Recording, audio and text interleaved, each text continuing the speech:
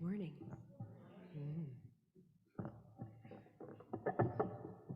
Everyone sleep okay last night? How y'all doing? Whew.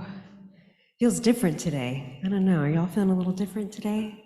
After all of heard a couple of really interesting things yesterday. I feel like I need another couple nights to sleep and process and let things land.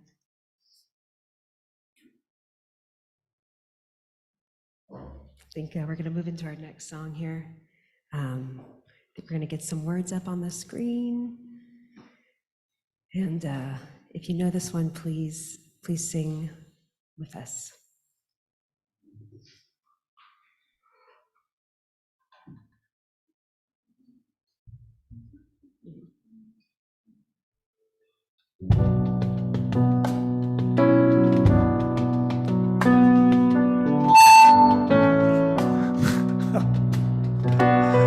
Good morning.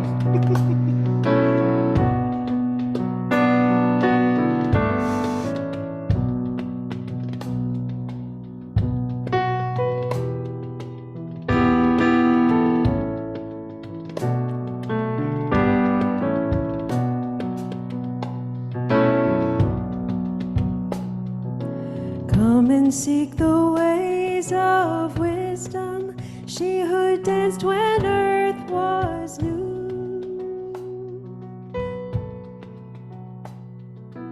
Follow closely what she teaches, for her words are right and true. Wisdom clears the path to justice, showing us what love must do.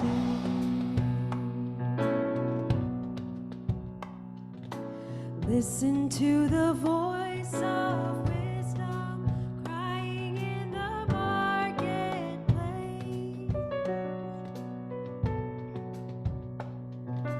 Hear the word made flesh among us, full of glory, truth, and grace.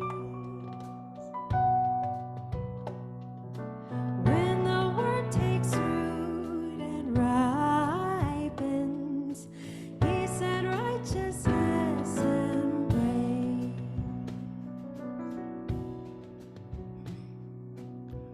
Let us pray.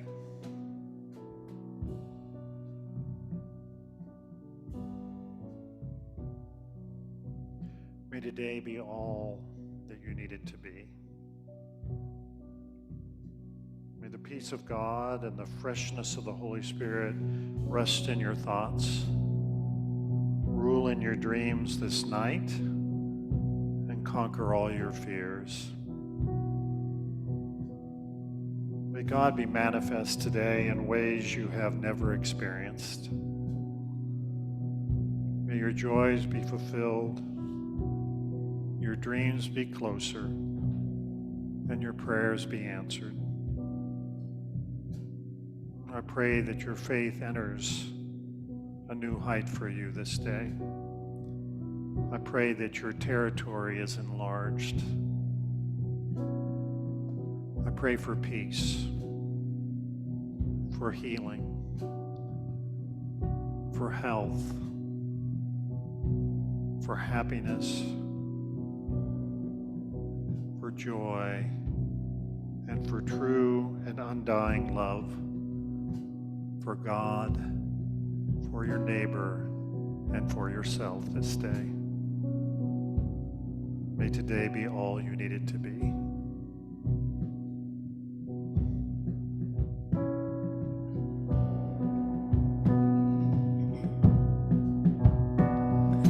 Sister wisdom, come assist us, nurture all who seek rebirth. Spirit guide and close companion, bring to light our sacred word.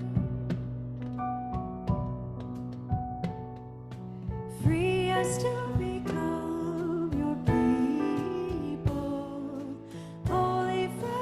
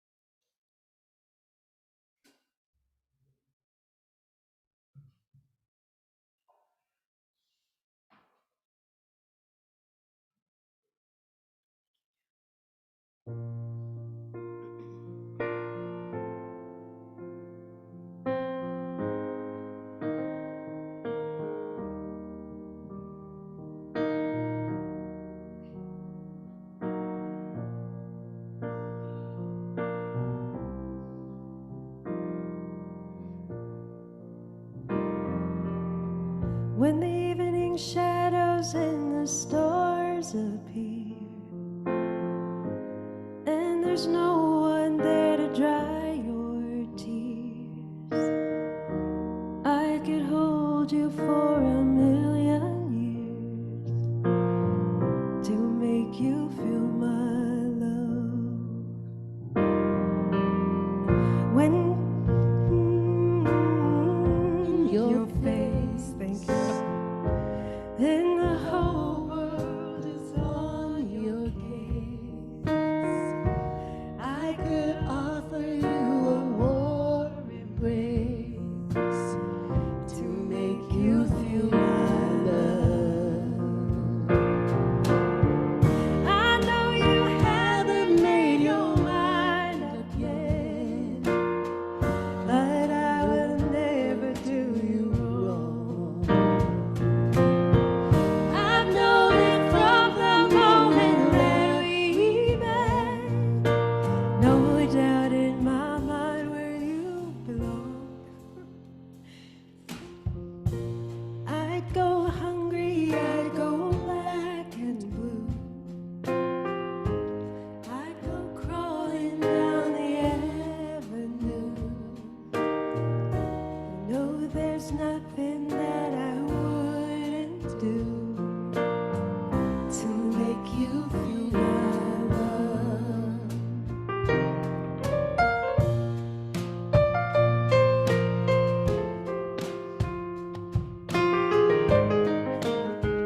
It's so good, so good.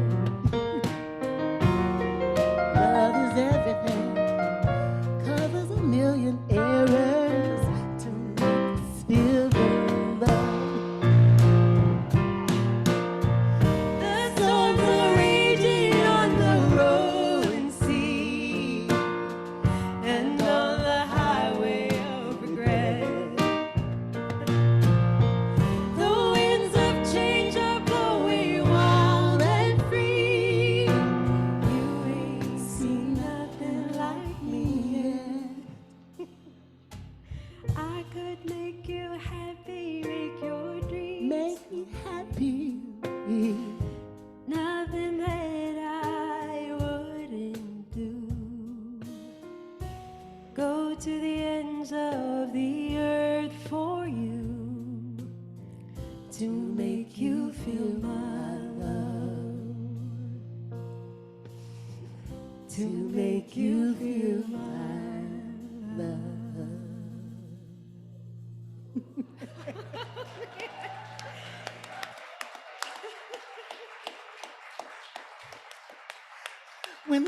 When the real singers let you sing with them. Thank you. Thank you. Good morning, everybody. How you doing? Sure? All right. We had some heavy talk last night. Did I scare you? Okay. Thank you for making a safe enough space, a brave enough space, a loving enough space for Cole and Catherine and I to think with you. Writers, teachers, authors, musicians. We're just with you, working it out, working it out. So thank you for listening, leaning in. Really want your feedback if you have thoughts to share at Rev Jacqui Lewis, or we'll put my email address up at some point. I'm going to talk today about love again. It's my core message. By love, I don't mean eros, although I am hot for my husband. Facts, right? It's important. It might feel like I'm talking about phileo, friendship love. I'm best friends with my little brother. That works. But I'm really talking about this other kind of love for which the Greek word is agape, which in our lives, over my lifetime, got a little flattened out or prissied. Agape love is like kumbaya, everybody's welcome and God loves us. And yeah, yes, but also I think agape is fierce. love. And when I wrote my book, Fierce Love, and the authors were like, why fierce? That sounds a little violent. I was like, okay. As in the way a baby comes into the world. That is not a squishy, soft experience. I've never had anything rip out of my body that way, but I understand from all the women I know who have, all the people I know who have, that it is actually not a pain you forget, that that's a myth, and that, as Cole said about her dad yesterday, babies come out clinging to your inside, like they know. When they get through that thing, it's gonna be a hot mess out there, and they're not sure they wanna come out. But like the way birth is messy and a little ripping and tearing, startling, causing a revolution. That's what I mean by fierce love. And I'm going to talk about it a little bit, my personal story, more the world story, because that's what I want to turn us to today. The stories that form us all, we're all in this story being formed, which is to say we're all in this container being formed, which is to say we're all in this womb being formed. In Hebrew, the word for womb and the word for mercy are almost the same word. We're in this mercy being formed. The mercy isn't, I don't think, necessarily the world story, but I think it's the God story, so I want to talk about that a bit. And when we get through, I'm going to ask you to be thinking about your formative story. I know you did some work like that yesterday, but particularly I'm going to ask you to think about the way you were formed around race in this nation, because I'm going to hit that. I could hit lots of stuff, but I'm going to hit race because I'm Black, and race in America, racism in America, anti-Blackness in America has formed all of us, you and me, not just my mom and my daddy. We're all formed in this container with the object of anti folks who are not white. You didn't make that happen. We all are in it though. So I want us to think about it, because as we're contemplative and awakening our souls in this sanctuary and being sustained, I want us to be inspired to claim more of our own power to change the story. Are you ready for this? Are you ready? Are you satisfied? Okay. Every word I've got a song. So if you say one, I'll say one back. Don't do that right now, though. Will you take a breath with me? I'm going to put my mic back in the holder. It's going to be loud, so take a breath while I do that. And you're good. No. It's better here, right? All right, then. Fine. That's what we do. I'm going to take a sip.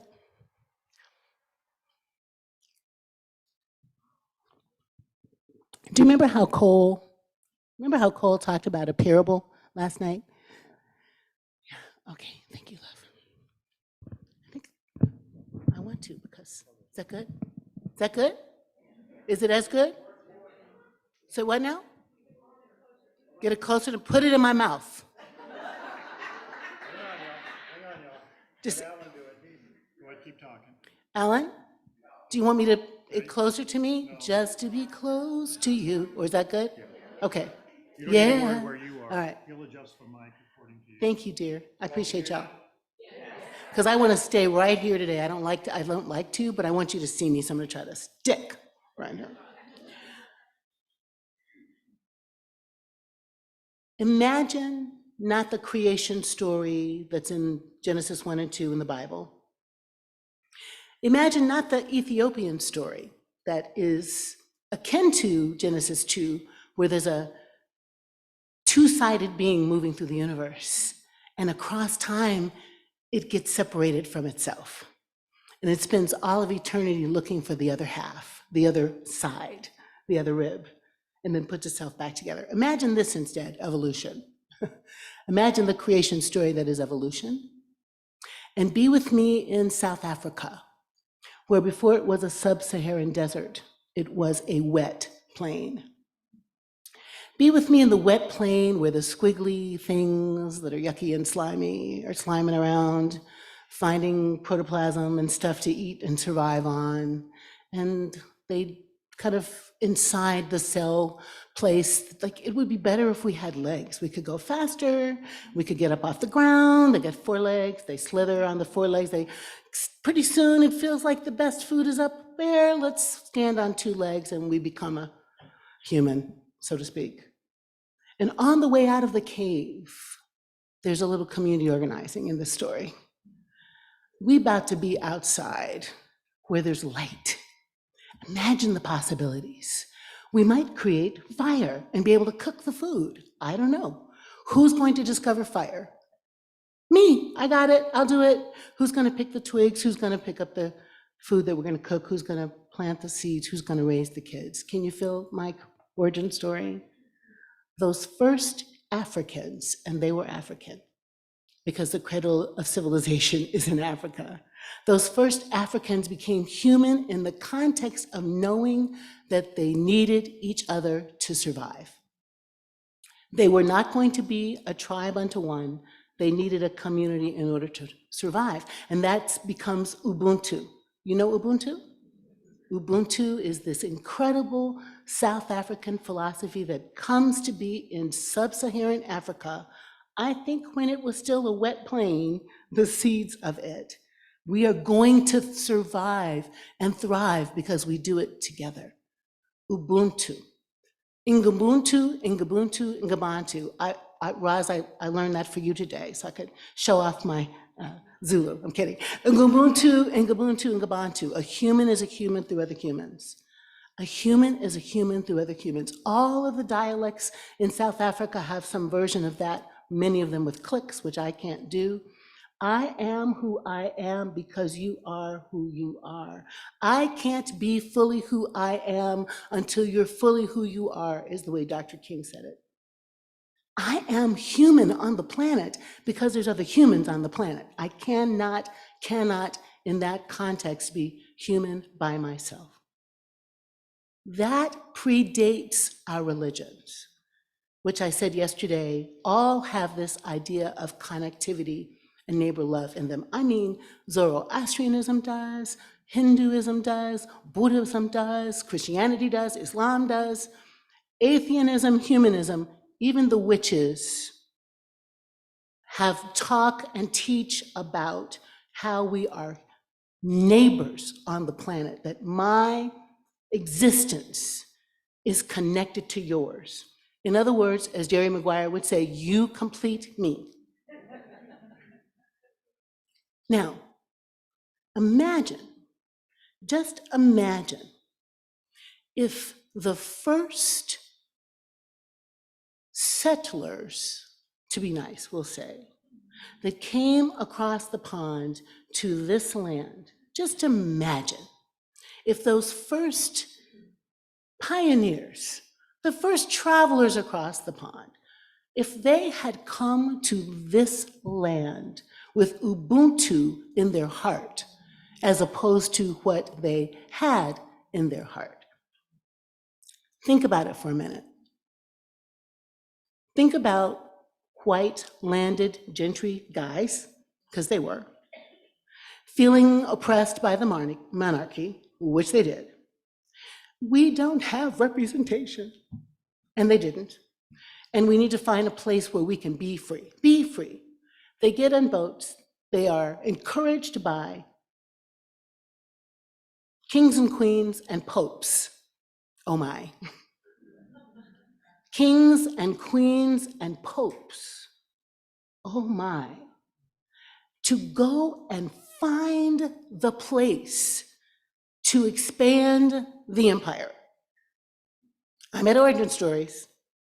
Don't try to fact check me and ask me what year, because that's not the point today. Little teenage queen in Spain, please give me some more land. Portugal, Rome, Great Britain, empires, one and all.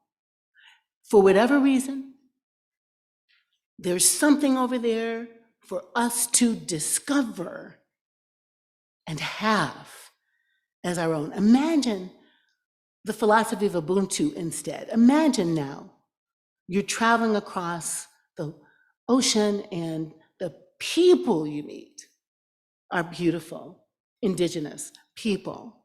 And they welcome you because they did. And they offer you hospitality, which they did. And imagine instead of, I think we could take them if we want, there was a real sense of neighbor, a real sense of Ubuntu. You are my people, not things. You are my people, not alien.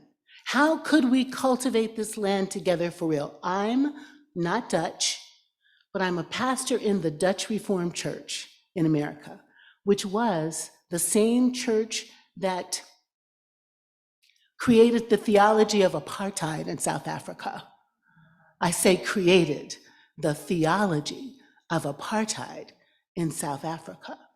Those Dutch people came to Turtle Island, North America, not for religious freedom, but simply because they had heard the fur trapping was good. And they, the Dutch West Indies Company, came to New York, Manhattan, and stole the land from the Lenape. They pretended like they bought it, but the Lenape didn't own the land to sell. So the transaction of however many wampum to get the land was just not even in the worldview of the indigenous people. Are you with me? Imagine instead of, how can I cash in and take your stuff? America would have been founded on, I see you, you exist. That's what the South African expression is. Salbona, can you say that with me? Salbona? Can you say Sincona? If you know how to click it. I don't know how. But Salbona means I see you, and Sincona is the response, means I exist. The South African tradition from which we all come didn't even believe they existed until somebody recognized their humanity. Imagine, instead of not recognizing the humanity of the indigenous, those people who came and conquered had recognized it and celebrated it. Are you with me? This is our story. This is our foundation story. Not just mine. It's a story formed on other stories. I'm going to pick up like chosenness as we all grieve what's happening in Israel, Gaza, West Bank, Palestine. I've been there 5 times. These people are each other's cousins. They know it. But this story of chosenness, I don't know, it really has caused problems. So I want to problematize it, right? I'm a Christian. I read in my Bible as a child how God called Abraham out and said, look, you, hey, you, yes, you, I'm going to make a nation out of you. You and Sarah, go, be fruitful, multiply. I'm going to make lands from you, right? Sarah and Abraham, didn't really trust God, so they decided to pull Hagar in. You all know how that goes, right? Let's get Hagar. She's fertile. You are not. Let's have Hagar come in here. And Hagar is an African person, an Egyptian person, an African person, an Egyptian person, and a slave. She didn't have any choice. They didn't say, if you have the baby, I'll pay you. No, she is impregnated by Abraham, Isaac, comes along anyway, Isaac, Ishmael, brothers. I'm not saying that the war is about religion. It kind of is. It's mostly about land, but it is about chosen. It is about who the land belongs to. You know, if you're Israel and you've got Canaan kicking your butt and the Philistines kicking your butt and the Amalekites kicking, all your whole Israel story is who's going to kick our butt this time, that forms something in your soul about which I have sadness and sorrow for my Israeli friends, my Jewish friends, right? Over and over and over again. Temple destroyed, once again, do it, kill us, but enslave us, that's the story. African Americans resonate with that story. Why do we? Because we understand that being othered and oppressed and enslaved and finally liberated. I resonate with that story. But here's what the chosenness story also did is it gave white Europeans permission to go and conquer.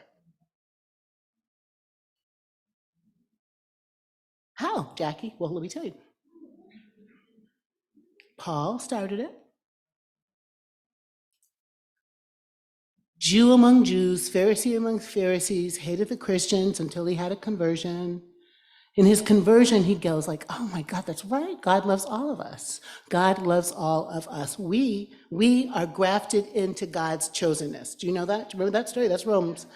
We're grafted in. Yep, okay, got it. There's not two.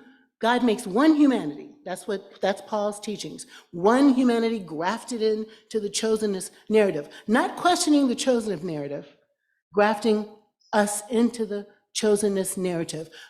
Grafting Gentiles into the chosenness narrative.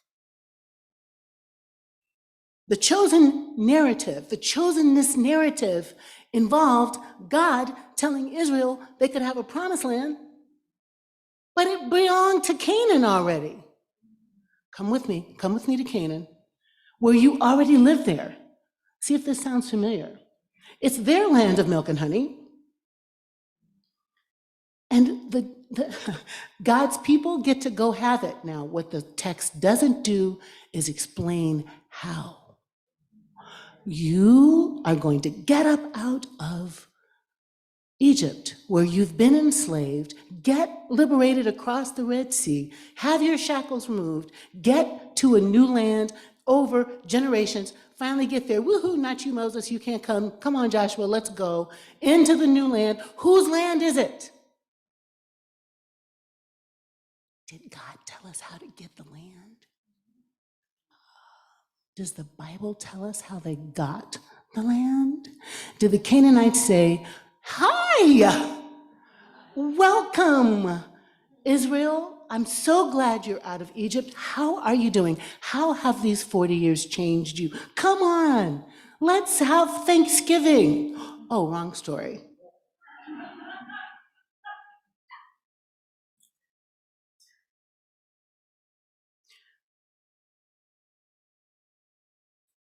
Somebody took the land.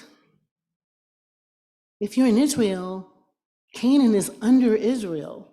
If you do archaeological digs, there's the Canaanite pottery, and there's the Canaanite knife, and there's the Canaanite, furniture. Israel builds on top of Canaan, and there is a lot of syncretism. Are you all with me? Like the who built on top of what?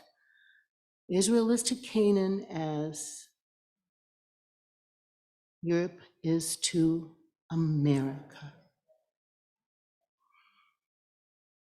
That's all. You didn't do it. This isn't about what you and I did. It's the story that forms us. The story that formed the Europeans who were grafted into this religion without like a hermeneutic of suspicion, without like a questioning. Like, are we chosen? Yes, we are. Why? Because the text says so. Okay, that means all of this is ours to dominate, and all of this is ours to conquer, and all of this is ours to evangelize and turn into Christians. And if they don't turn into Christians, we get to torture them. I know you want a softerness this morning, but if we don't become Christians, they torture us. There is Inquisition, and there is, like, you go to the churches in Europe and they'll be like, and down here in the basement is where we tortured the Muslims because they weren't Christians. I'm a Christian, so I'm talking about my people. I'm saying that was not a good idea. It was not a good idea to take that narrative in and make it ours without a question, without an honest evaluation, assessment of how that formative story forms us. That story informs us. It forms us. It shapes all of us. It shapes anti-Black sentiment. It shapes anti-Asian sentiment. It shapes, shockingly, anti-Semitism in the name of the Semite named Yeshua ben Joseph. It shapes anti-Asian sentiment. It shapes anti-queer sentiment. It shapes anti-women sentiment, because the chosen are the white landed gentry men who speak well and own stuff and are straight passing, who knows what was really happening, but seemed straight and powerful. That story shapes every single one of our stories. Amen? It's in the air, it's in the soup, it's in the, pick a metaphor. You can't breathe without that story getting in your body. Little boys get that story in their body. Are they man enough? Are they strong enough? Did they cry? What the hell, you know? Go conquer, go get it. Psychologists, I'm a psychologist, write books about boys. Carol Gilligan, do you all remember Carol Gilligan? The boy's way of being is intrusive. They like to stick things in things. That's what she literally wrote. And girls, oh, it's true. And girls are receptive and, you know, they have an innie and they like to be nurturing and, come on. That story shapes our politics. It shapes our sense of caste. It shapes our sense of class. That story sent millions of indigenous people to death and to reservations where they're supposed to be happy because they have gambling. I don't know what that's about. The trail of tears that just my indigenous friends still cry because this is not the land that this is not their land any longer. As an African-American woman, my people were snatched off of the shores of West Africa because of the chosen story, because the European version of it, because the story that got inside those nice white guys. I don't think they were waking up thinking, how evil can we be today? I'm saying the story got in their soul and changed their soul and made them worship capitalism instead of God. Are you still here? Right. This is the story that forms us. And because it's a story, we can change it. It is a story. Howard Gardner, emotional intelligence psychologist, you guys who know, right, wrote a book called Leading Minds. I love this book. It should be on all of our shelves. He studied Gandhi, Margaret Thatcher. He didn't study Jesus, but I think if he had, he would have said this, that leaders tell compelling stories that change the story. I mean, in a nutshell, that's his big philosophy. Leaders tell stories that change the story. The stories that leaders tell that followers most want to hear, this is point 2, is stories that answer the existential questions. Who are we? Do we matter? How did we get here? Is there life after death? Does my life count? How do we raise our children? How do we make a better world? Those are the stories we yearn for, which is why we end up, I think, with religion as a story. Stories. Religion is, I believe in God. I think God is true, but have you met God? Don't tell me if you have, I'll be jealous. Have we met God? Like really, we don't know enough about God to say this is what God is. So we create a sense of who God is out of our experience, right? The canons, the Quran, the Bhagavad Gita, all of these texts are humans like us trying to figure out what is the God thing and writing about it, thinking about it, talking about it, and then writing about it again. The Tanakh, the Jewish Bible, is so big because they're like, look, we think G-D is like this. No, it's like this. No. And the Jewish friends love to argue, so they have a big catalog of all the arguments that they have about God. We thought it was really important to close the canon as Christians. Let's close it, done. And that's enough. Don't speak. You can preach, but that isn't as important.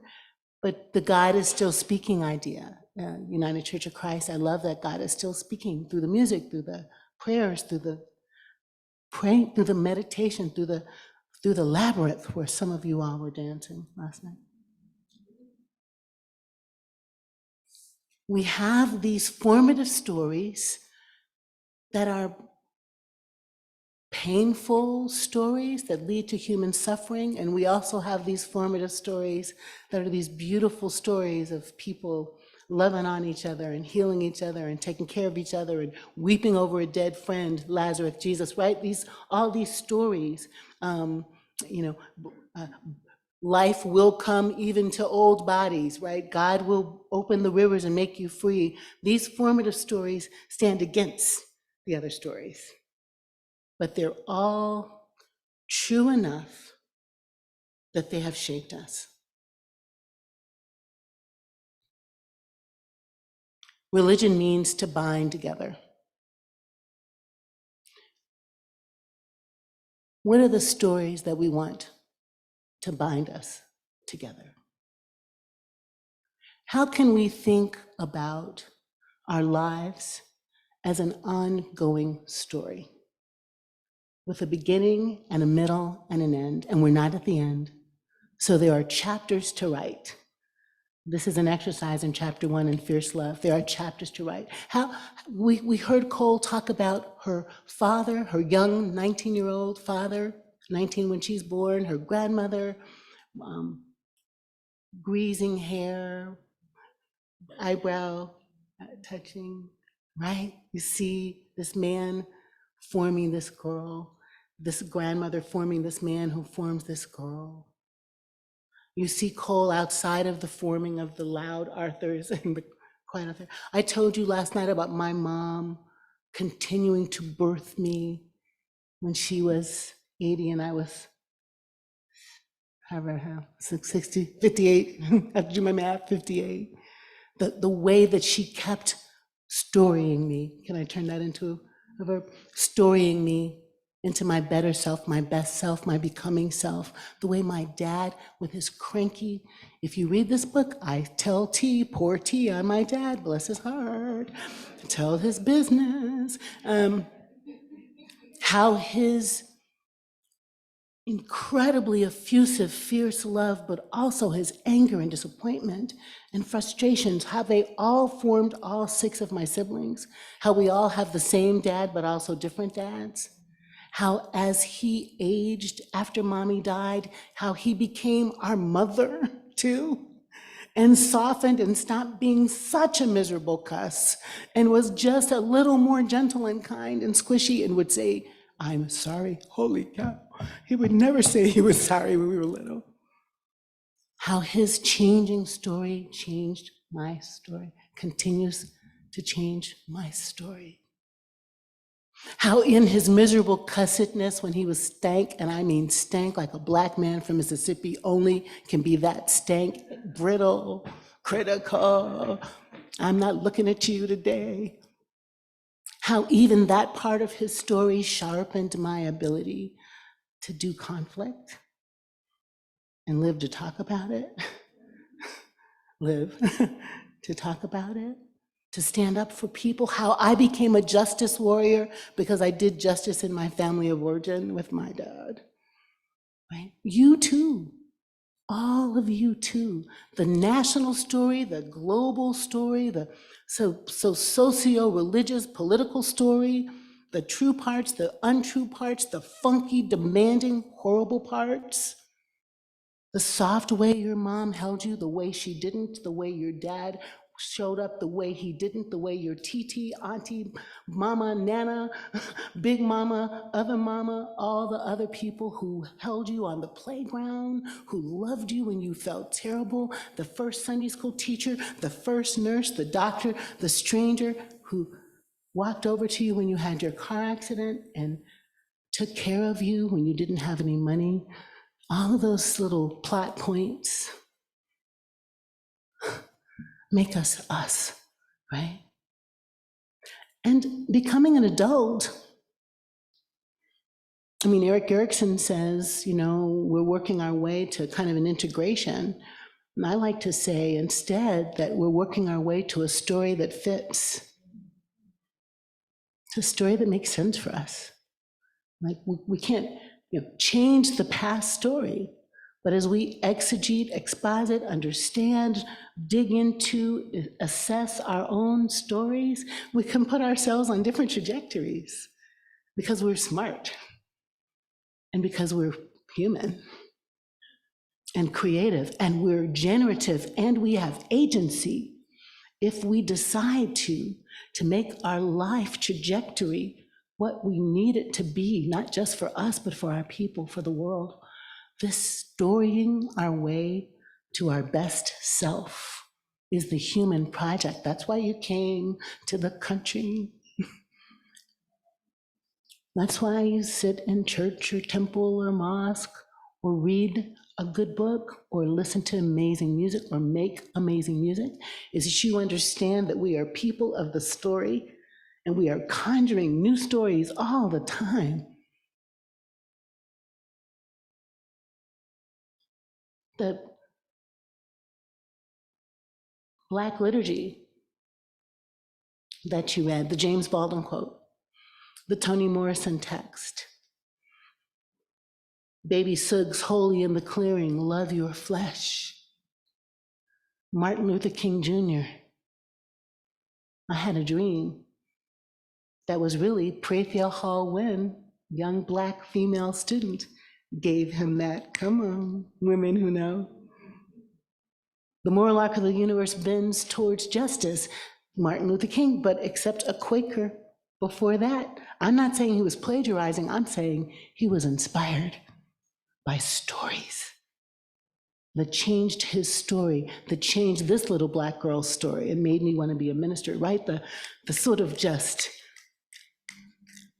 keep comingness of narratives that pop in our world and change us a little bit. And then we do another thing and we change someone else a little bit. This is the project called being human in my mind.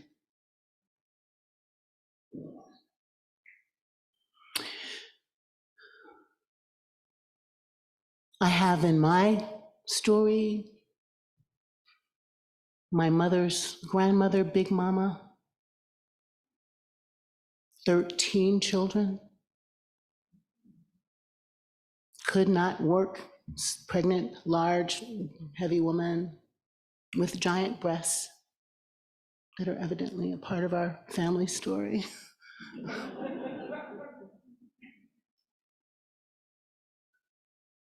Raised my grandmother, my dear, before Tyler Perry, sharecropping in the Mississippi Delta.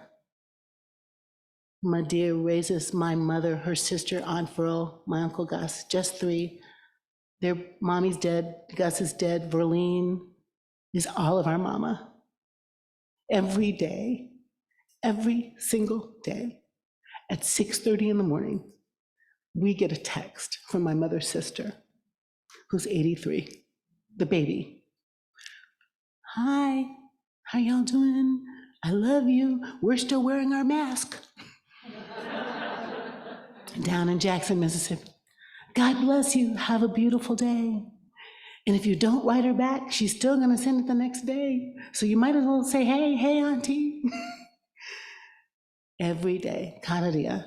She loves us like that. And then her own kids in a thread, and then Uncle Gus's kids in a thread.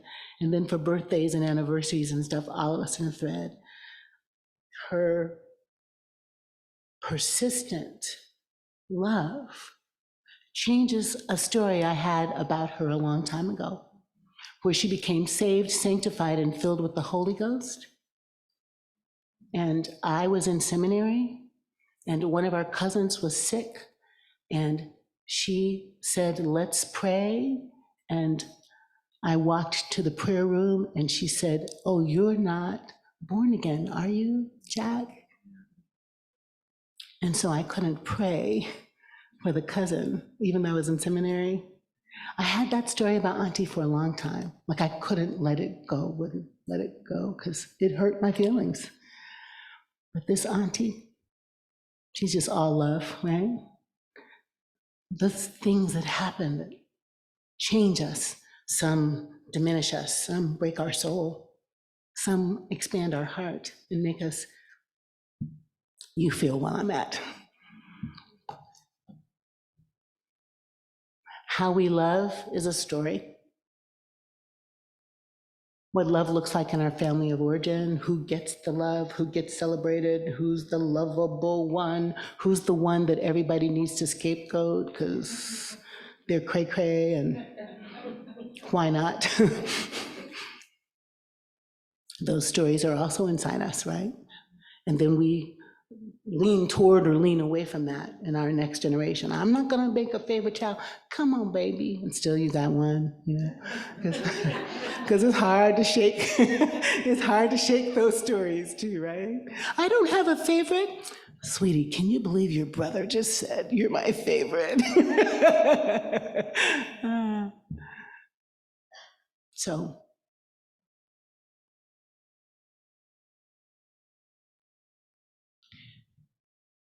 everybody in this room is,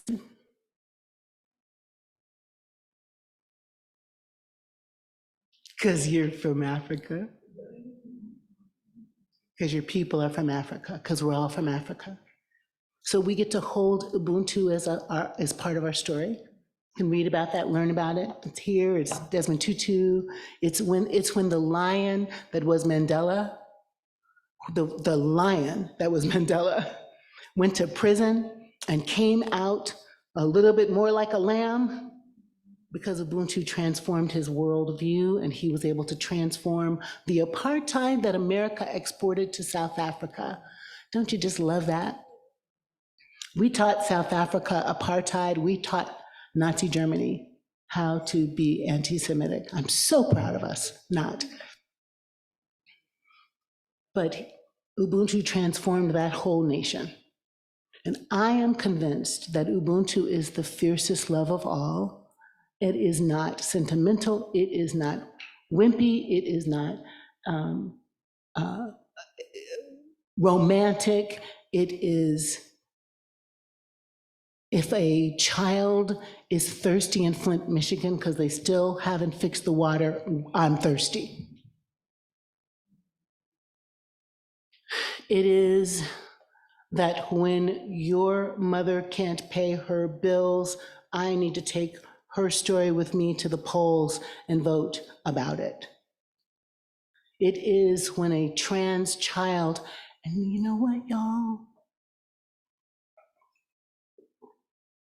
There's a little person in my church that is 6. There was a boy, and that isn't really a boy. Like, you got to put some flesh on this conversation about trans instead of like, I don't understand it. Well, meet some people and understand that people are misgendered at birth, and sometimes it's the wrong body, and they get to decide, and it's not our business unless we're going to support it, is what I would just say straight up. We are that little kid's neighbor, that little kid's identity and focus and life journey is our business to flourish, to survive. I think Cole said it this way, but your crap, no, she didn't say that, I would say that. Your stuff, someone's unresolved grief, someone's crazy town, unexamined, unexposited, untherapeutic life that just makes them feel horrible can make my life horrible and can make your life horrible. That's how Jacqui would say that, right? Like, that's what it is. Like, so there's a responsibility we have to know our own stuff, because then the truth will set us free so we don't should on somebody, dump on somebody, oppress somebody, pass our garbage on to somebody, wound somebody, because we're wounded, because hurt people hurt people. We're responsible to understand the origin story that is the world story that's in all of us, to really understand it. I mean, to be historians in a way, to be curious about them, because they matter, you know? And how it hits us here and how it affects us out here in the world, where we are trying to be revolutionary in our love. We have to understand the stories and the truth of them, and they make us free. Really quick, and I'm going to turn us to something else. I am not okay. I'm not okay. I have a very high empath. My antennae are bent with the world right now. My dad died in August. His birthday was November 1st. My siblings are kind of split on the dad thing, and I'm the big sister. I'm not okay with their pain. I'm not okay with my own pain. I don't have time to deal with it, but I'm not okay with it. I'm not okay with Israel, Hamas. I'm not okay with Congo. I'm not okay with guns in the United States being the largest cause of death for our children. I'm not okay that we don't know how to fix it, because of course we can. I'm not okay. Are you not okay on any of that somewhere? You're not okay, right? So the not okayness is information about our story too. Where does it hurt? Mama Ruby Sales likes to ask, where does it hurt? Where it hurts, where our heart is cracked wide open, is something to notice, something to know too. And we're also like, I'm being really honest, I'm looking at your faces, and some of you are like, yes, yes, yes. And some of you are like, what? And some of you are like, If what I say pricks you, hurts you, touches you, pushes you, makes you feel soft inside, however it goes inside you, also is information for you. Like, you could be up here talking to me and I'd be having a response too, right? So what's it doing inside you? That's just, I don't care. I want you to feel good. I usually spend the first day of a thing making sure everyone falls in love with me. And I didn't get to do that because y'all were really tired on that first night. You're like, yeah, okay, whatever. Like, you make people fall in love with you and you say the hard thing and then you say, okay, I love you, bye. That's how it usually goes. But I'm just telling you what's in me, is what I'm trying to say. These are my insights. This is my journey, my story, my study, theology, psychology, but also just living a life and being 64 this is the most important thing in the world, is for us to pay attention to these stories that have shaped us, because if we don't change them, we're going to all die. It's urgent, right? I'm an extroverted introvert, so I love to do this, but when I sit down quietly and write in my journal, I can see the blue, I can see the sorrow, I can feel the hopelessness trying to creep in. And I'm grateful that I get to go to church and see my people on Sunday, and I'm like, okay, yeah, I see y'all being multiracial. Cool, I feel it. I feel that we can get this done, and it gives me hope again. I'm not trying to lead you to a place of despair. I'm trying to lead you to a place of power. I want you to feel powerful. On October 7, when Hamas attacked Israel, that was just, I am not okay with that. I'm honestly not okay. And I'm also not okay with the ongoing occupation. I'm not okay with that either. I'm really not. I'm definitely not okay with Israel bombing the stank out of hospitals and refugee camps. I'm not okay with that. I'm not okay with any of the dead children. Are you? I'm not okay with it. And we shouldn't be okay with it. It's not human to be okay with it. But as we think about it, and we think about the story that forms it, like, let me take us back to Chosen, let me take you back to land, but also let me take you back to empire. Let me take you to World War I, and the victor gets the spoils. Like, these are the things we need to read and know, right? Like the Balfour Declaration. We get this land, na, na, na, na, na. We're gonna tell you what to do with this land. We're gonna call it a protectorate, but actually it's a colony. We're gonna put some Jews up in here because we don't want them over here. Let's put the Jews over here. The Jews should go over here. Don't they want that land? Did anybody ask the Palestinians? No. They call it the Nakba. The 1948 just disruption of that, look it up, find it, read it. Let's understand this story and this story and this story and this story and this story. And they're all interconnected, and the one we have the most power over is which one? Let there be peace, let there be peace, let there be love, let there be healing, let there be justice. And it begins with me. How do I respond? You have so much power. At the coffee table with your honey, reading the New York Times or whichever one you read, at the market, in the classroom, how you be in the world. When you see a hijab, how do you respond to the hijabi woman digging in her purse to get the change out? And everybody's like,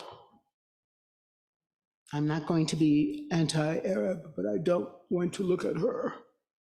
There's like violence right there for all the people we don't understand. But we could be peacemakers because we understand what your face communicates at the grocery store. How are you afraid? Are you afraid of the black boys with their pants down? I don't understand those black boys with their pants down. I think it's ugly. I don't like it. But they're my brothers. I'm not afraid of Doc Martens and flipped around caps and pants down. I'm really not. I'm more afraid of the man in the boardroom making the decisions about my money and my livelihood. Do you feel what I'm saying? Okay, all right. We are the product of stories, and we make stories. These lies, these false constructs of class and caste and who's on first and all of that are not true stories. They're just powerful stories. And we can change the stories because we reject the stories and we create new stories. That's the human project. And I just am counting on you, right? As we contemplate, as we lean in, as we think about what we want ourselves to be, I want us to be radically loving, crazy with love. Da, da, da, da, da, da. That one needs to play that later. I want us to be crazy with love, insane with love. Like, I'm not supposed to say that. That's ableist. I want us to be ridiculous in our love for the world. And it has to start here, okay? So I'm gonna stop. I want you to talk. I want you to do a little work, but I want to first see, because we have not done this yet. Do you have any questions about what I said?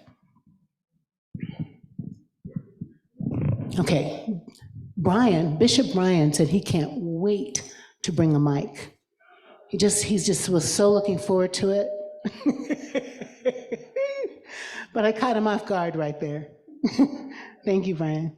Let's just take like 5 questions or so, okay? And we'll come back and we'll do some more, but let's 5 and then do some work and then we'll go some, okay, right here. Yeah, thank you. Is it thirsty in here or is it me? Ooh. Hey, my question is simply, can you tell us more about where the chosen story came from? Ooh, that's good. Yeah, thank you, Julie, right? Well, if I were a rabbi, I would say, if I was a conservative rabbi, I would say it's true. I mean, I would say that the prophets, that the prophets and the wisdom literature and the experiences of God's people early had a special relationship with God, and the relationship was formed in the midst of their oppression and trials and tribulations, and they came to theologically understand that God was going to use them to heal the world, that the nations would see this relationship, see how there's trouble and see how God comes, right? See how there's captivity, but see how God uses even Cyrus the king to free them. See how there's enslavement, but see how God opened. So I think that a conservative rabbi would say that that's a true story. And as a Christian clergy, universalist Christian clergy, I would say there is truth in the story. And it came from theological wrestling about what's happening. What is happening right here, So that there's a kind of centuries of understanding. It can only be that God wants us to prove to the nations that God is our partner and that we're in a covenant relationship. So I'm not trying to mock it. I'm just saying I'm problematizing it because it is problematic if we take it to mean being chosen means you get to kill people, period. Whoever thinks they're chosen, if they think it means you get to kill people, I'm like, no, not so much. So is that helpful? Yeah. Yes.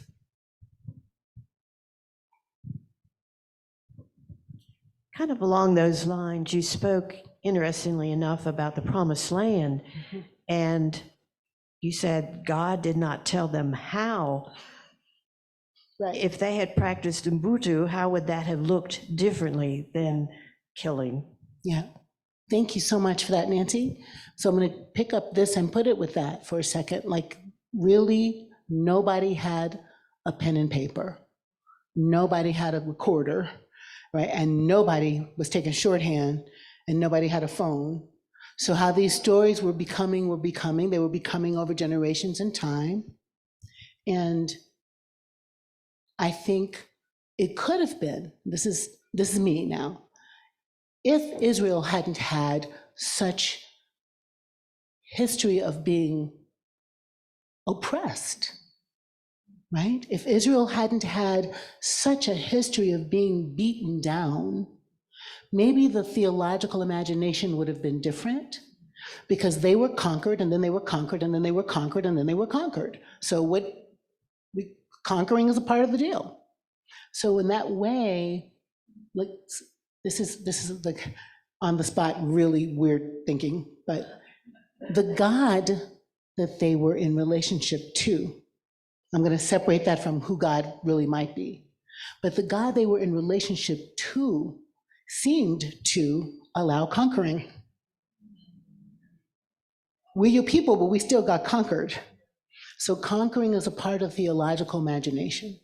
So they conquered us, and we can conquer them, because that's in the atmosphere of God's talk, as opposed to just peace, for example. So let's say if there had been a different theological imagination, because Israel wasn't oppressed, then maybe they would have been thinking, oh, God has a promised land for us. Cool, Canaan. Wonder who lives there. Wonder what that's going to look like for us to together inhabit the land. And that would have been a different theological outcome. Yeah. The questions are the best part. I'm so glad for this. Thank you. Something, You're good. okay. There was something that you said that I wish I could have written quicker. You were talking, for some part of me doesn't like the word power, but I love the word agency. Because agency seems to me more like a communicating word than a power, which still puts it in a linear kind of a thing. But what I was going to say is, in our own stories, I like your encouragement, because somehow I don't think of myself as having agency. And I really would like, you were so encouraging when you said that, and I couldn't write it all down. Can you say a little bit more about I will. our stories and agency? I will. Thank you so much. And I love your word agency. I want to pick up the word power. I'm looking for this quote, and I'm going to butcher it because I'm not going to find it fast enough. But Dr. King says, look at Dr. King on love and power. At the beginning of the quote, he says something like, love without power is anemic, right? And then he says, and power without love is abusive. Can you feel that? And then he says, power is love correcting everything that stands against love, right? It's in this book. It's all over the internet. If you look up King and Love and Power, you'll get it better. I'm paraphrasing. But that's the kind of power I learned about right out of seminary and community organizing training, 10-day training. Like, it wasn't like power, but it's power with, like, solidarity. So yes, agency, maybe individual agency that leads to collective power, labor union kind of power, walk across the Pettus Memorial Bridge together kind of power, kind of thing, okay? That's what I mean by power. But let's use agency for a second. And you guys pick your word, power or agency. You have so much power, is what I was trying to say, to change the air around you. A couple of you've told me you're working on books. But if you're not writing a book, your grandchildren, how you watch the world with them. You know that song, people will listen, be careful the things you say, children will listen. Your story, your modesty, we've had talks, your humility, your generosity are contagious to the people around you. You speak a thing I used to think, and now I think. That is powerful. When I was younger, but now I, or I'm curious about if I could. Those words that are sort of like in progress words, on a journey words, affirming words. I'm gonna just pretend like you have a grandchild that I know, and I've got two, and they're playing, and they're outside, and they have a fight on the playground, and they come in and they tell us, Nana, they call you mama, grandma? G Mama? Okay. G Mama, Nana, he hit me. What happened? Why? We have the moment to story that experience for them. One's black, one's white, because I'm black, you're white. What? That little one might think, is this a race thing? We could go, humans don't hit each other. That's not how we problem solve. Like, just playing in that space of our own story shaping the stories we tell, and also the power to change our trajectory. We are never too old to change. We are never too stuck to change. We can fix the story we're telling ourselves. And when we do that, we also fix the story we're telling in the world, which changes the world. Like, what's that Buddhist thing about wings flapping here, flapping, you know what I'm saying, right? We change the air. Okay. All right, one more question. I'm gonna send you guys to do some work. Outside in the sunshine. So I'm trying to make sure that I ask my question before I go into a discussion. So when the oppressor is benefiting from their story, and you're asking them to change their story, Right. then the oppressed is always having to help the oppressor navigate to tell their story. Yes. I find being a 65-year-old Black woman that when I'm having conversations with the oppressor, I have to tell a story that resonates with them, and in their curiosity, then it opens up the floodgate of them revealing their discomfort as the oppressor. How do we help people to understand through your agency? You have power. I use both of those words. Yes, they're good words. Because my agency allows me to have power. So how do we help the oppressor to not look at you and say, oh, I know you. You have 3 sons. I don't have 3 sons. Right. I know you. You were in my session. The person in the room knows I'm talking about him. Yeah, okay. Yesterday, I was approached by this lovely gentleman to talk to me about my 3 sons. In the session I was in with him this morning, I wasn't even there. So my comment to him was, would you do me a favor? When you're looking at Black people, look at us. See us. Go back to what you said before. Yeah, Valerie. There you go. Yeah. I'm going to pick up what you're saying as clear as you were saying it, right? And I'm going to say 2 different kinds of responses, right? One is sometimes we do not want to engage the oppressor to coach them to do shit. Was that okay to say? We just don't want to. Queer friends don't want to be coaching straight friends. Shut up. I don't want to be bothered with you today. Black people don't want to coach white people. Women don't want to coach men. Amen. Somebody say amen. That's power and agency, and there was not a better word to say than that. We do not want to do it. We don't. It's too much. Why? You did it. We didn't do it. We don't want to do it. We don't fix it. That's true. Right? So that, I think, part of our agency is deciding when we're not going to engage. And I want the white people in the room, if you're white or white identifying, and this is really for you, to say, sometimes you have to understand that and not ask for that. Like the best way for you to change a story might be to not pick that particular plot point. Maybe you're not going to say to Black people, help me see you. Maybe you're just not going to do that. And just that right there, to my wonderful G Mama, right, that there is a thing to teach our young people. White young people, you have to do your own work, baby. There's at middlechurch.org, we race trained 10,000 people after George Floyd on anti-racism. There's books enough, all the anti-racist books sold out of all the bookstores, right? But there's bibliographies on our website. You can find one under CORE, Council on Racial Equity. There are books to read for your children. Kendi's little book on anti-racism. So anyway, sometimes we just don't want to engage, and the best gift a white ally can give is to not ask Black people to be your trainer. Or queer people to be, read. Okay, so that's one piece. The other piece is what you did there, Valerie, is just truth setting us free. Because also, we're not going to get the world we want by being polite when we're wounded around these axes, which is not. It's like, I used to be like, I'm always on the nice white people tour.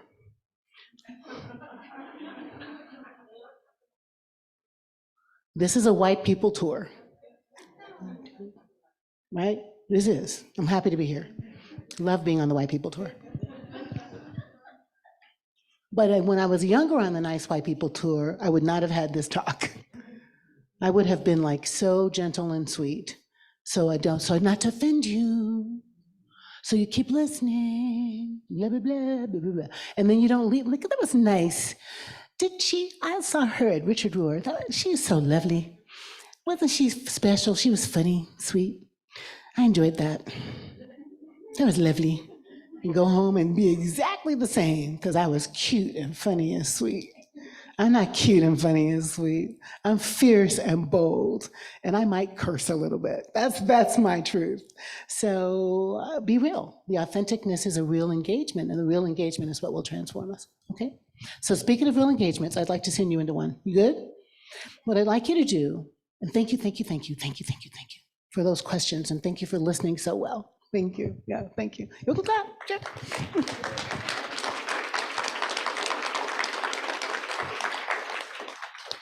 Well, also when I was younger, I was like, if they didn't give a standing ovation, I didn't do a good job. That's not true, right?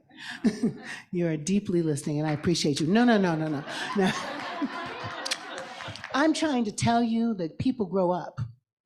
And the most important growing up I've done in my life is to become fierce like my father and sweet like my mother. And my mother's sweetness was fierce. She would not take any crap, ever. She'd be smiling, I love you, I'm not taking crap. So here's the thing that we're gonna do after we hear this beautiful music. I want you to really do two different kinds of work. One is an individual work and one is a group work. So individual work first. You've heard a lot of words from us. Have some introverted time. We're gonna be done by 10:30. Take 15 minutes of just wherever you want to be, here, outside, la la la la, tra la la, somewhere. Make some notes, okay? I want you to come back here so you find somebody. Like, you don't have to come back in here, but then I want 3 people, no more than 3, please, because it's hard to talk in more than 3. Can you do that? Can you just try to keep that rule? Let's have 8. She doesn't know. Try to have 3 so you can share the space well, okay? And when you're sharing, the only question I have for you is, when did I know there was a thing called race? When did I know? Because it's not race, it's ethnicity, right? But it was called race. When did I know there was a thing called race? How did I find it out? And how did I feel? That's it. Race, found out, feel. 2 more people. So you're gonna do that till 11:15. Is that okay? Is that too much time? Can you give that much time to learning today? So 15 minutes of you alone. You're gonna come, if you know who your people are, say meet you in a minute, like you can do that before you leave.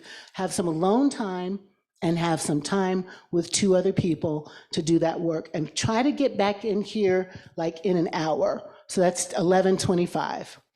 And we're just gonna wrap up a little bit and go have playtime, okay? Does this sound like something you're up to?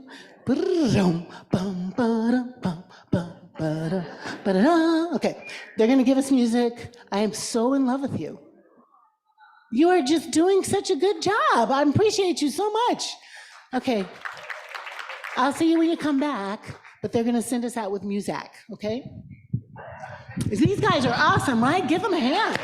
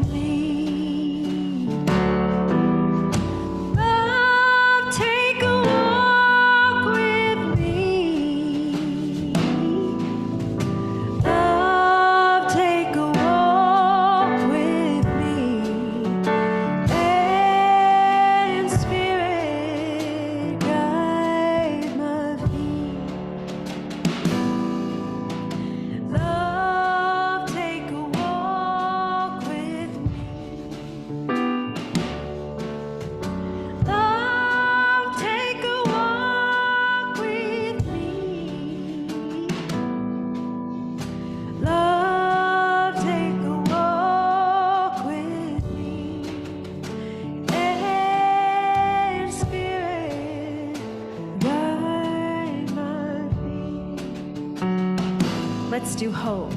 Hope, take a walk with me. Hope, take a walk with me. Hope, take a walk with me. Yeah, Spirit, guide my feet. Just pain. Pain, take a walk with me. Pain, take a walk with me.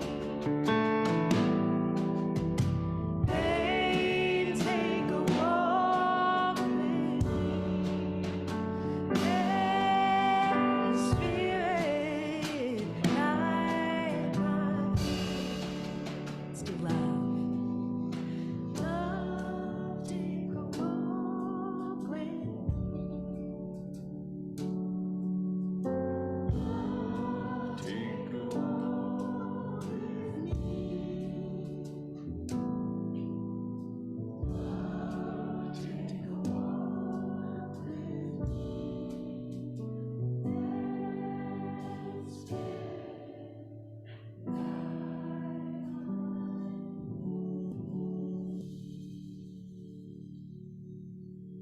Thank you, wonderful musicians. Take these words into the sunshine with you. This is the King quote. Power at its best is love implementing the demands of justice. Isn't that beautiful? Power at its best is love implementing the demands of justice. And justice at its best is power correcting everything that stands against love. Justice at its best is power correcting everything that stands against love. And this blessing, on your way out, we are the ones we've been waiting for. This is Live Justly, Choose Fairness and Equality Every Day chapter, but we are the ones we've been waiting for to write a new American story, to find a way to build fierce love in the world. We don't have to think of ourselves as activists or organizers to do this work every day, like flossing and brushing our teeth, like praying or meditating. We can make choices toward justice, fairness, equality, and love. Have a good time out there. See you back at 11:30. Bye.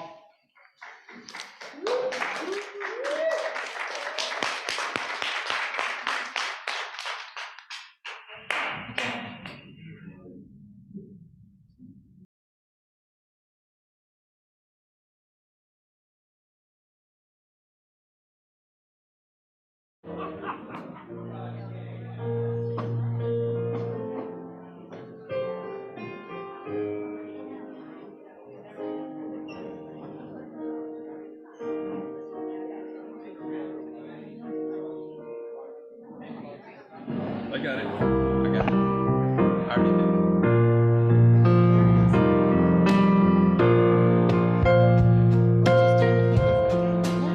You got 'em?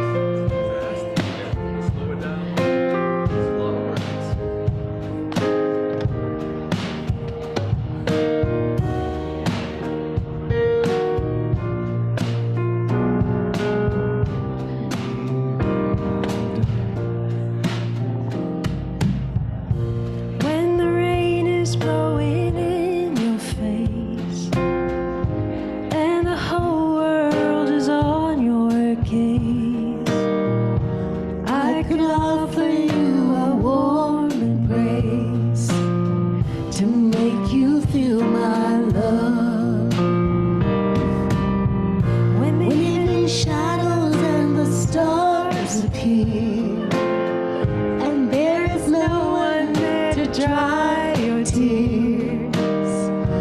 I could hold you for a million years to make you feel my love.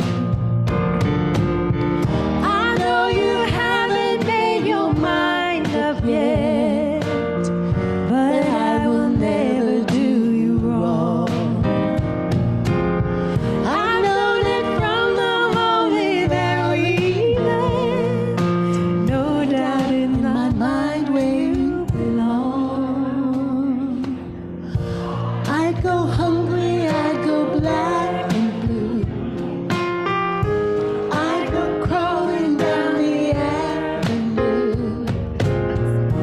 No, there's nothing that I would do to make you feel my love. The storms are raging. Oops. Highway of regret. Let's go for it. Yeah. Okay, good, right? The storms are raging on the rolling sea and on the highway of regret. The winds of change are blowing wild and free. You ain't seen nothing like me yet. I could make you happy, make your dreams come true. Nothing that I wouldn't do. Go to the ends of the earth for you to make you feel my love. To make you feel my love. Lindsay, band, woohoo! Chris, River, Lindsay, fabulous. How you doing? Let's take a breath.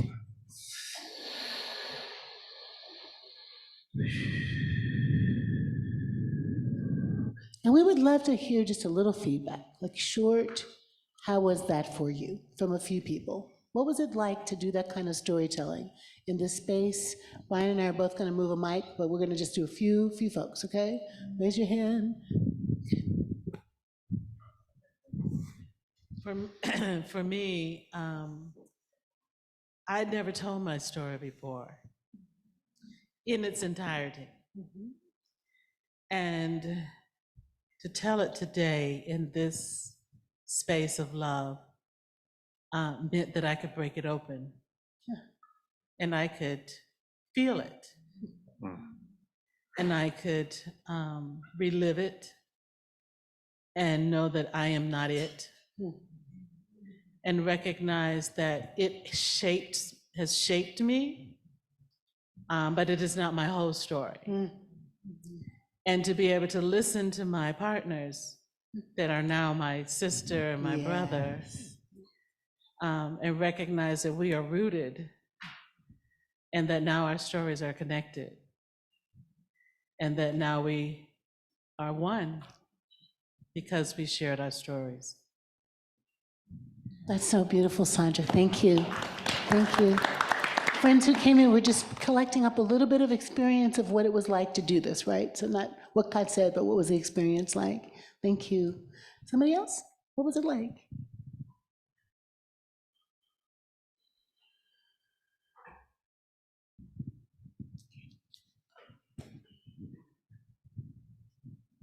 Thank you.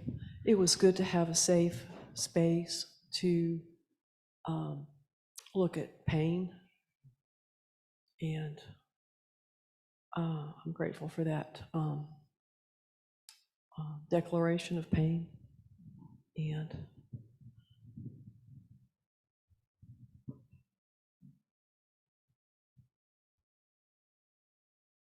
I think that opens healing.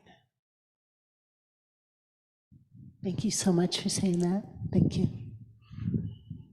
A couple more? Right here, Brian. Whoop. There and then there and there. Yeah, okay.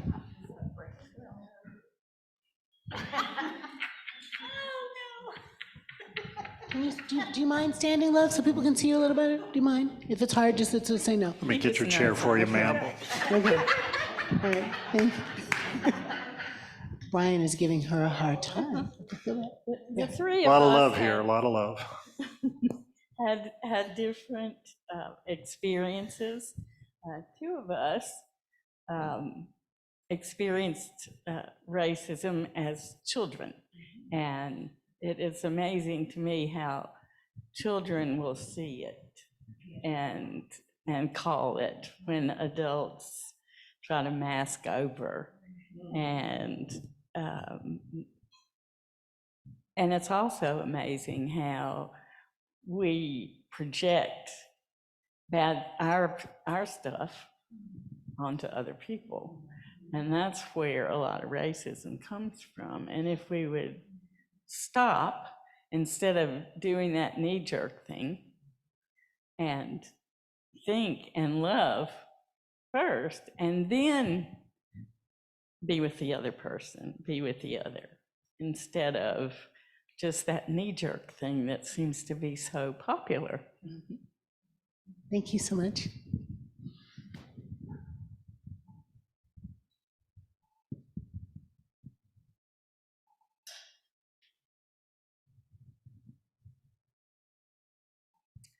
One more.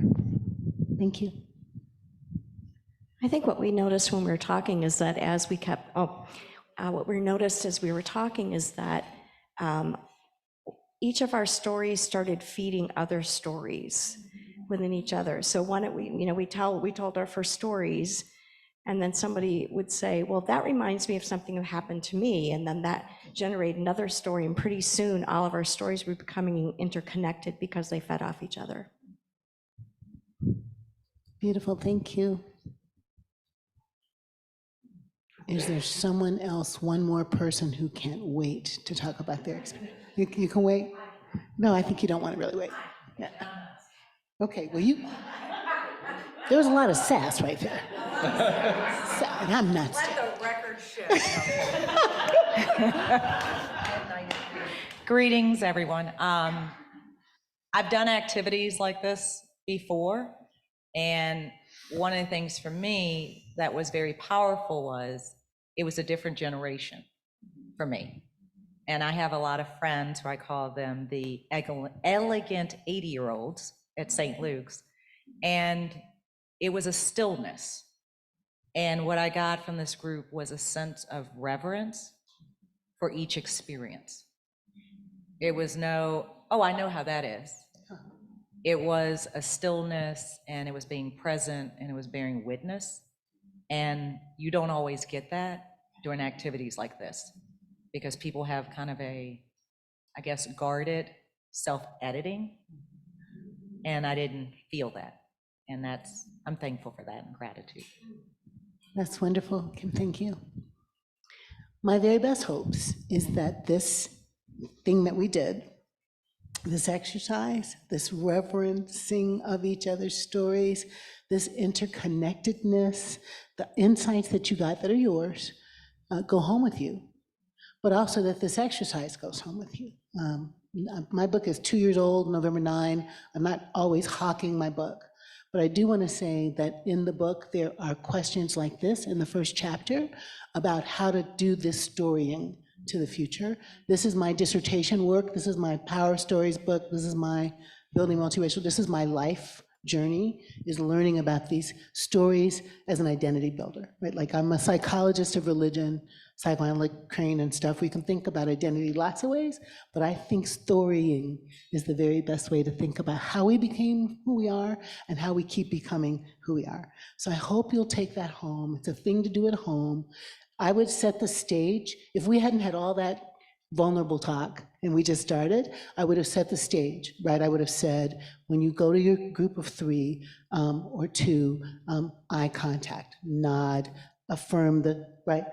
Don't cross talk, only ask questions for clarification. Sounds like you're weird. No, only ask questions for clarification. But you know that, but I'm just wanting to bring it to your consciousness that the way you set a reverential storytelling space is to be reverential about it, to give people your undivided attention. Don't ask them to tell you their stories and be looking at your phone. That kind of sucks. And also just to hold it. You know, sometimes we can just say, thank you. We're not comfortable with silence, Western folk, American folk, but thank you. Or thanks for sharing. And our stories do provoke other stories. The reason that the world enjoys segregation so much is because when we tell each other our stories, we become like each other.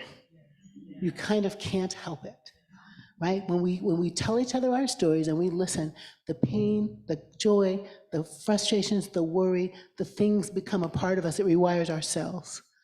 So the world likes us segregated, so we won't become one humankind, except that we are one humankind. I feel very teary with you today that there was a beautiful, potent spirit in this place. And I know that you know it too. And so breathe it in, right? And let it rewire you, provoke new feelings in you. Even dis-ease is a good story changer, right?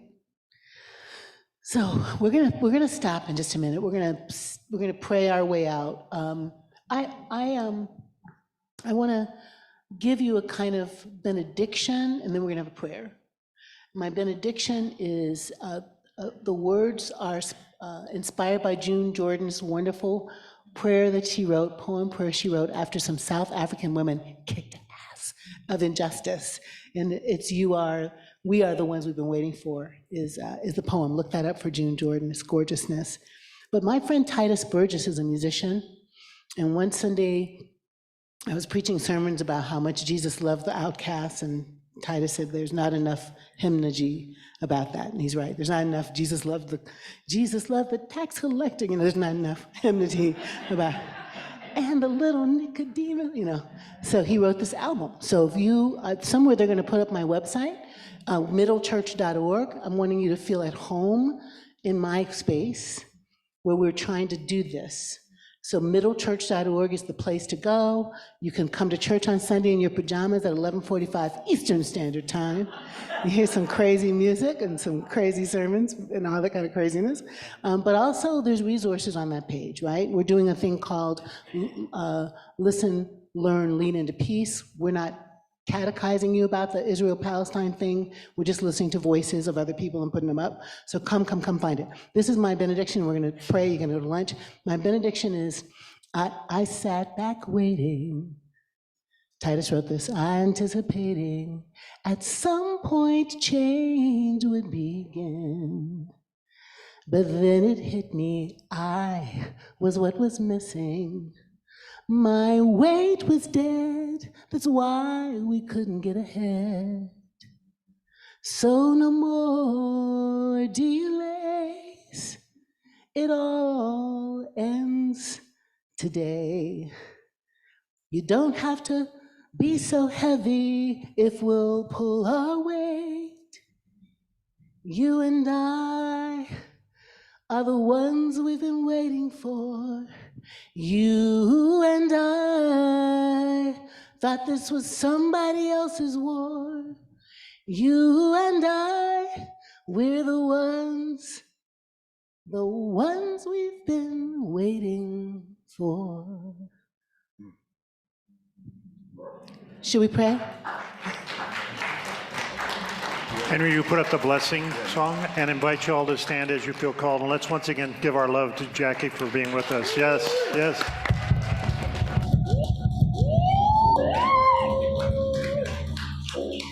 I'm coming back here to give you the blessing. I'm coming back here to give you the blessing. You know the hymn now. Come on, band. Ow! I feel good. I knew that I would now. Come on. I feel good. Dang. I knew that I would now. So good. So good. I got you.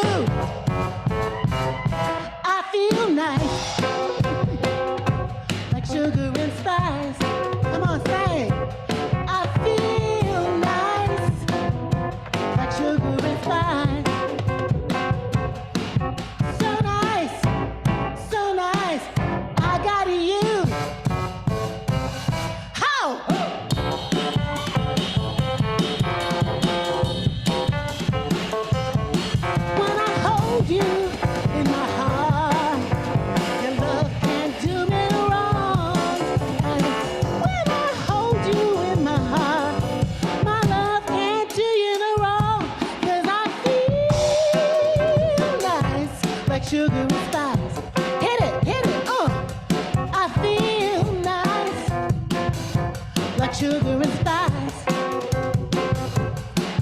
So nice, so nice, I got you. So nice, so nice, I got you. So nice, so nice, I got you. Bum, bum, bum.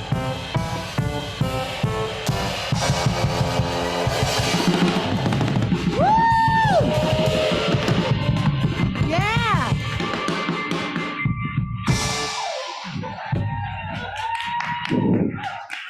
Thank you, Jacqui. Thank you, everyone. We'll be back in here at 1 o'clock. 1 o'clock, we'll be back here. Lunch is served.